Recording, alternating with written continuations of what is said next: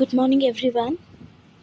Today, let us understand about the story The Rain, Rain, Go Away. The story Rain, Rain, Go Away concerns about a perfect family, the Sakkaros, who become neighbors of another family, the Wrights.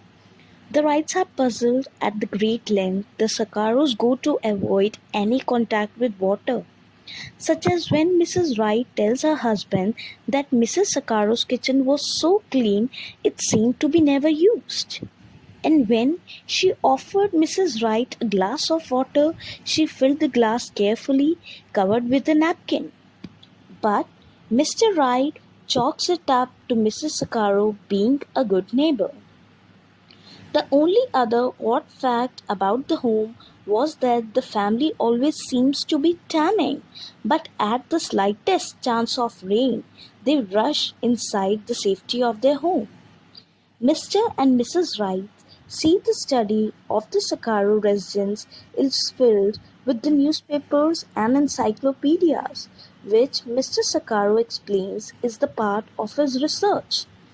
Nor does the Wright know the authenticity of the neighbor, with Mrs. Wright thinking it could be a Spanish name, while Mr. Wright thinks Sakkaro sounds Japanese. To find out more about the Sakkaro, the Wrights invite them for outing, and the Sakkaros pay for them all to go to a town carnival. The Sakkaros are extremely cautious and bring a radio with them that is tuned to a weather channel and a barometer. At the carnival, they seem to have a good time with Mr. and Mrs. Wright and their son Tommy. But they display bizarre food choices, particularly nothing but cotton candy. Mr. Wright comments to his wife that he offered to buy Mr. Sakkaro a hamburger, but he grimly refused. And Mrs. Wright also remarks that she had a similar reaction from Mrs. Sakkaro when she offered a soft drink.